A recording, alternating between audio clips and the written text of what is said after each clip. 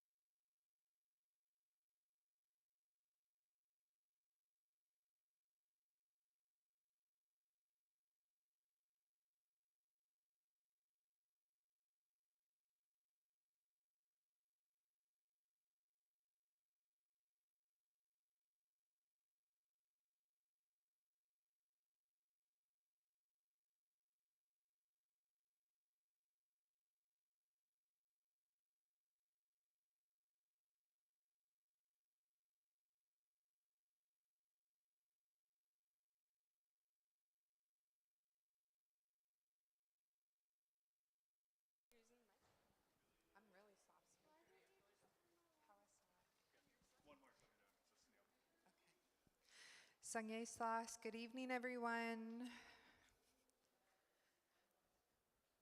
I would like to take time to thank each and every one of you for being here tonight. It's going to be a pretty intimate gathering, which is wonderful. We are going to start. We also have supper that will be here. Hawa to the Old Masset Village Council and their kitchen for catering for us tonight. Very appreciated. We have homemade pizza. If you're just arriving, we have the front entrance here for you to sign into. So please come and check in with us. And we are doing door prizes. One of the main door prizes that we have, which I never told anyone until people actually came here, was a one-night stay at High Ellen. So we wanted to appreciate everyone for their time to be here. And the kick to the one-night stay at High Ellen, I believe, is you have to use it before December. So you get to storm watch when you camp out there. For those of you who don't know, my English name is Patrika McAvoy, and my Haida name is Quajops.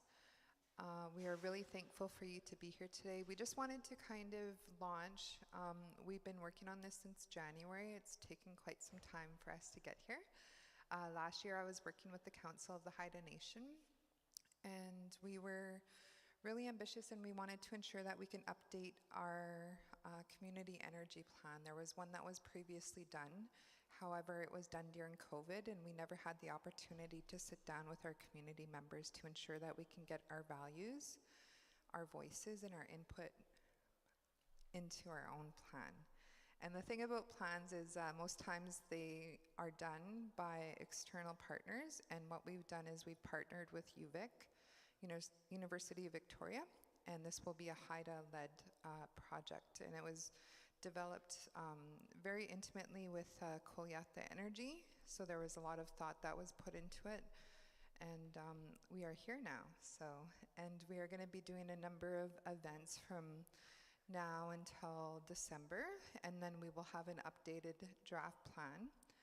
We've also worked with the protocol table across the island, so we've met with all the island leadership, Village and Masset, Port Clements, Dodge and Geets, Skidegate Band Council, Old Masset Village Council, and the Council of the Haida Nation to update them about what we were wanting to do today. So we are really thankful for you to be here. I've introduced myself. We have an amazing youth intern who kind of keeps us all going and goes together. Did you find the marbles? And she even found the marbles tonight for the amazing game that we have going on. I don't know if I have mine, so if they found their marbles, I'm really happy about that. We have two youth witnesses who are here with us tonight. We have Lutkiska Smith somewhere behind me. Can you stand up? Her Haida name is Jitla Unless, and our other youth witness, Nami Williams. There we go, thank you. And at the end of the evening, they're going to share their interpretation of what they learned tonight, or any thoughts or feelings that they might have had from the time that they've shared with us. So, and then the run-through that I was going to do with the presentations tonight is just, I wanted to call out all of the team members that we have here and get them to stand up and do a wave. And thank you to Balance Media as well for being here tonight. It was a lot of emailing back and forth, and then I have to read my email sometime, and I'm like, did that make sense? If I'm emailing you and if I don't make sense, can you just let me know? Because it was a lot of good path for us to get here. So the one team that we have here, one of the partners that we have of this project is the Yukon University team. If everyone wants to stand up and give us a wave. And these are the champions who also did the 17-minute men's dance with us on the weekend. I think that's the longest history that we had, and I was very proud of them because I'm a woman, but I think I did okay explaining to them how to do the men's dance. I was like, you just bend your knees, you kind of squat down, and you're hopping, make it look like you're kind of fighting. That was my interpretation, so I think they did really good. And then our other team members that we have here is from University of Victoria, where, oh, we have Phil in the corner, that's our communications person. Emily is here in the house somewhere. Anthony is here, he's our mastermind, and he'll be presenting tonight as well. And we have Blake as well. Thank you. So it took a lot of people for us to pull tonight together, and thank you everyone for your patience. I'm going to be handing this over to your host for tonight, our youth intern, Yalth Koyas Jadas. Hawa.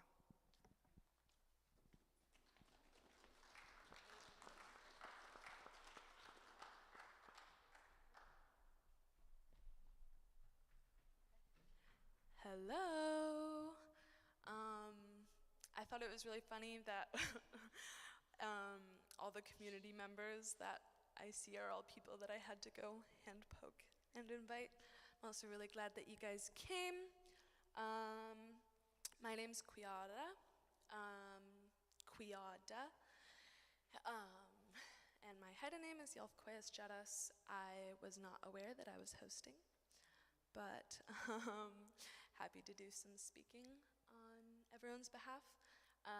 Right now we have our agenda shared up on the screen, and I think it would be best to go into our process, context, and timeline. And then we have food under the cover over here. And I think after our first section of the agenda, it'd be awesome if everyone could go dish up. Yeah, Hawa for coming.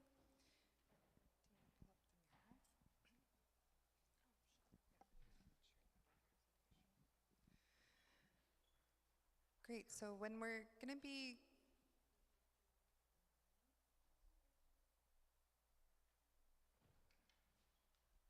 Kuyat is just going to pull a file up. So we only have a couple months left of the work that we're doing, but thankfully we've had enough time to do a deep dive into where we are in the community right now.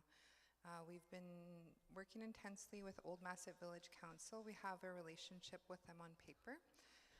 Me and Kuyat are currently employed by UVic, but we're on secondment to the nation, so we're serving Old Masset as well as Skidegate.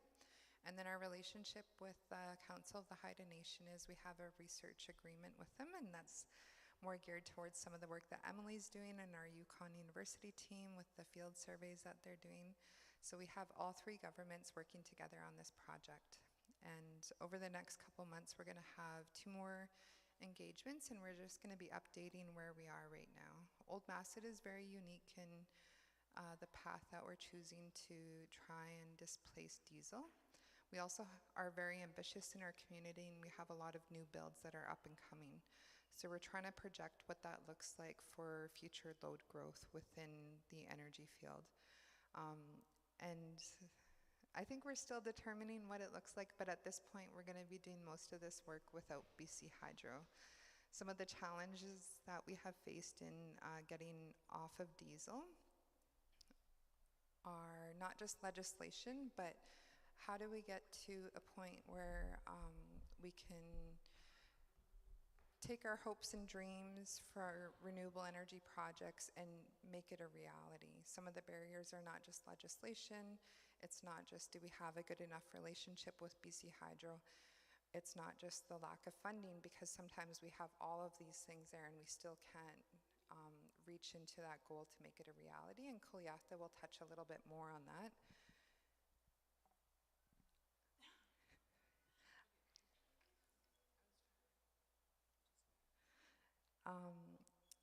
So we have an engagement happening next month in October. We also have a steering committee that we put together that's supposed to support the work across the island. I'll be meeting with Skidegate next week to find out how they're ready to recruit for their committee members for the steering committee, and that will be 4 members for the South Grid that we're going to be looking at. We also have, I believe, 2 or 1 seat.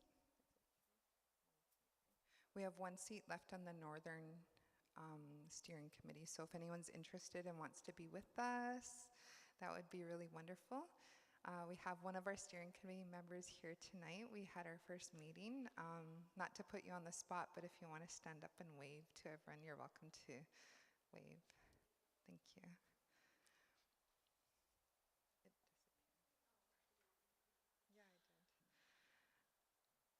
So we're just using our HIDA values to base a lot of this work on, and the challenge with that sometimes when we have a lot of partners, it's not just building a relationship, but strengthening it. And I want to thank University of Victoria, Yukon University, and everyone else who's got us to this point today.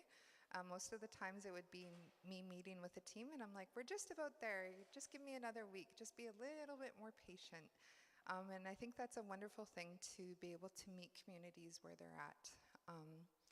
So obviously we're going to be working from a place of respect, and we've always been doing our best to try and ask permission first. So we haven't done anything without asking the permission, and obviously we're going to continue to do so. The Seeking Wise Council is going to be a part of our guiding principles for the work that we're doing as well. If there's things that I don't know, I will always ask people around me what they think of. A really good reminder was the steering committee this week, and just a light nudge from one of our members, the hereditary chief, who was just reminding us about our protocol. So I want to thank him for that, and I'll have to follow up later with that. We have the two core pillars that we also have that are going to be built into this, the end goal to update our energy plan, which is Koyata to make it right, and keeping the balance of everything.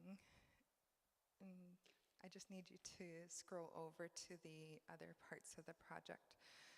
We're in phase 2 of the project right now, so we've taken all of the intensive plans from the Community Comprehensive Plan from Old Massive Village Council. They have a huge wish list that they've put together with all their inner departments about the future builds that they're going to have. So tonight we're going to be talking about where we are, and we have nothing really to update on the strat planning because I need to follow up with OMVC on that. But in the end, what that will look like, it's going to help us to determine if we're going to have a population growth on island so that we know if we need to increase our energy demand here. And then the second engagement that we're looking to do will be, we've already done intensive work with OMBC around transportation resources and the load forecasting, and we'll see what that's going to look like with inviting BC Hydro into community. The third public engagement by request of OMBC will be talking about food sovereignty, the impacts of climate change, because obviously when we have our lights on, that's a huge amount of diesel that we're using, 8 to 10 million liters a year for us to keep our lights on across Haida Gwaii. And part of the other process that we have right now happening in phase 2, we have Emily who's doing one-on-one interviews.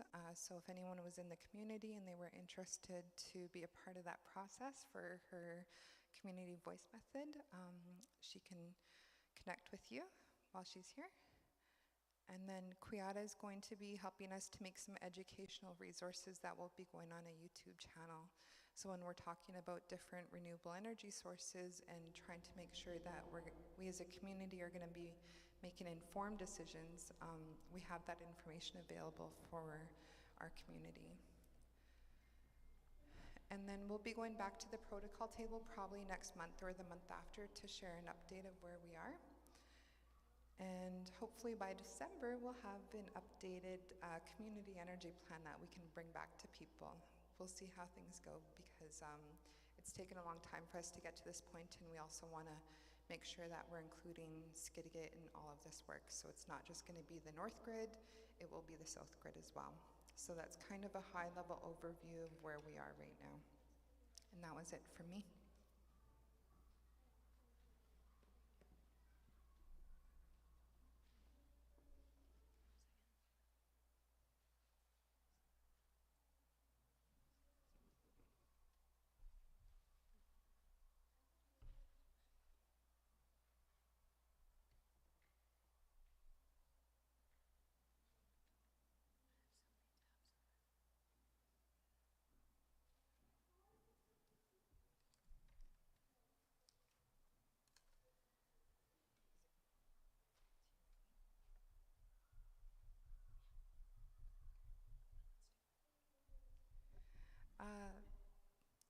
We're gonna remind everyone to halagatao, and then after we see a couple people getting up to serve themselves, Kuyata Energy will be coming up here to present. So we'll just take a few moments for everyone to grab some food, and then we will get ready to do that hawa.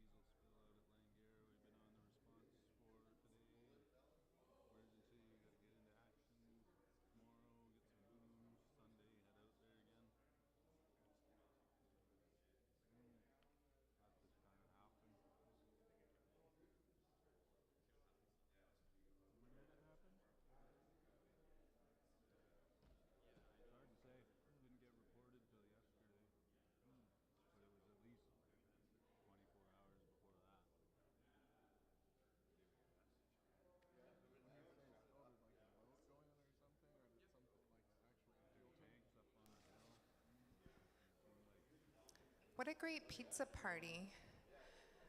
Right now, we're just going to make space for one of our youth to introduce himself and to share what he's doing here with us tonight, and then we will have our keynote speaker.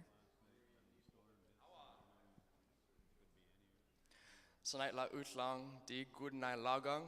Good people, it's good to be here. Thank you for having me. Kalaga itlanga hinudi kiang, watlagidak hinudi au kiang.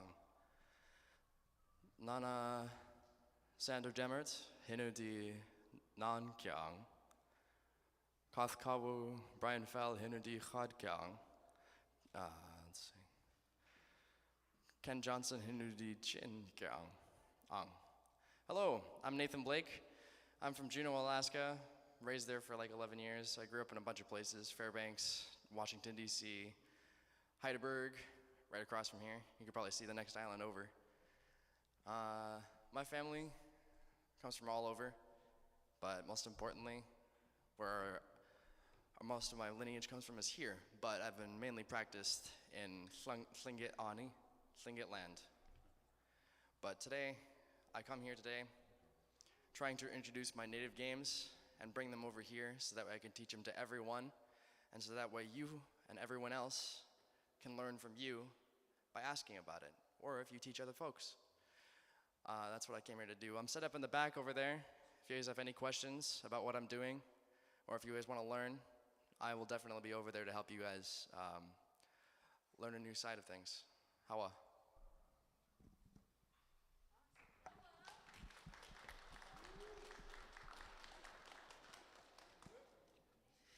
Thank you very much.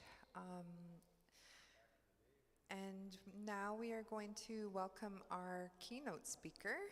And after our keynote speaker comes up to introduce herself, our hostess will take over again.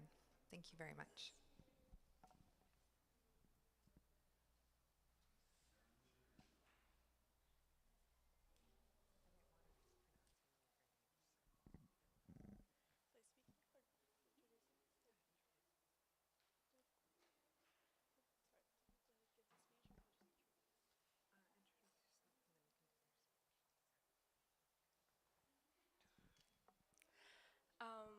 Hadala Isis Hana Hinudi Kiang Jusquan Hinudi Ao Kiang Jalan Hinudi Had Kiang.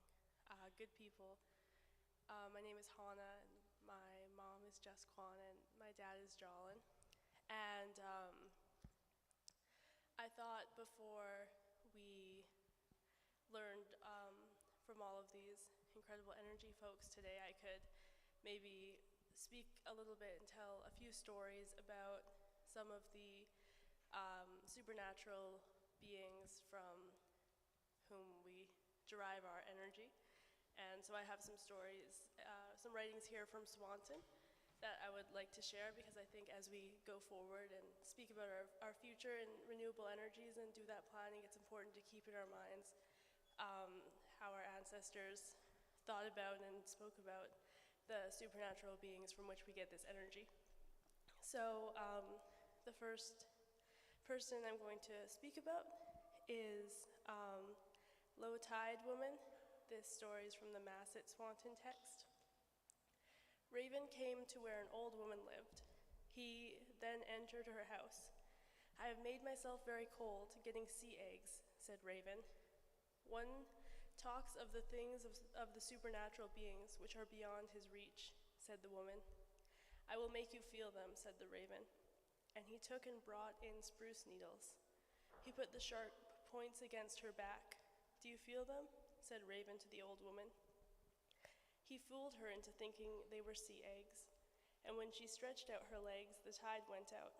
The old woman was named Low Tide Woman. Then Raven took the many fish that were left high and dry. He also took up the many different kinds of eatables. He was very hungry, and so he fooled the old woman, for he had nothing to eat. And that's how we got the tide. And when we talk about tidal energy, maybe we could think about Low Tide Woman. Next, I'm going to talk about the wind. I'm right now working with the Hodkilne and learning the Haida language. And on Reconciliation Day on the 30th, we will be performing a puppet show about this story in the Longhouse. This is the story of the oyster catcher, where the son of the north wind marries the daughter of the southeast wind, and he takes her to the house of the north wind. And she pulls down icicles and breaks them off, and North Wind gets very angry because those were his fingers. And so then when the daughter of the southeast wind walks out onto the tide to catch limpets, he freezes her there, and the son of the north wind leaves her, and then the father of the woman of the southeast wind comes with his lackeys, he who cuts off the top of trees, he who takes the waves, and he who breaks the canoe, and they bring back the daughter, and they mess up the home of the north wind. So these are some winds we can think about when we think about wind energy.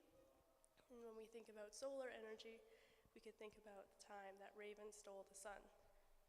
Raven turned into a spruce needle to be swallowed by the chief's daughter to go into the longhouse of the man who kept the sun in a box.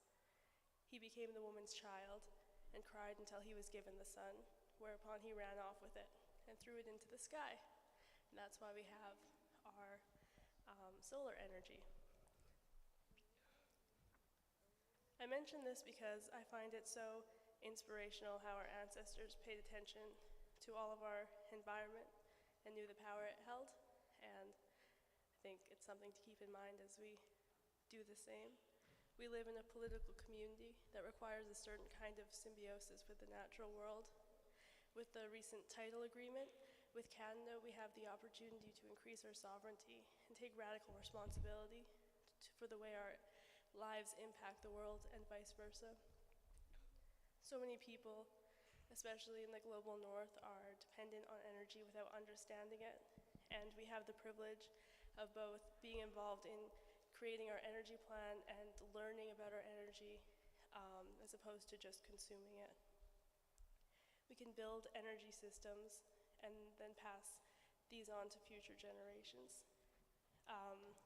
The fact that the Lyle Island song became our national anthem is just one example of the ways in which how we express our sovereignty and how we stand up for the environment are the things that shape our present identity as a nation and how we build our nation. It's through coming to events like this that we continue to build our nation.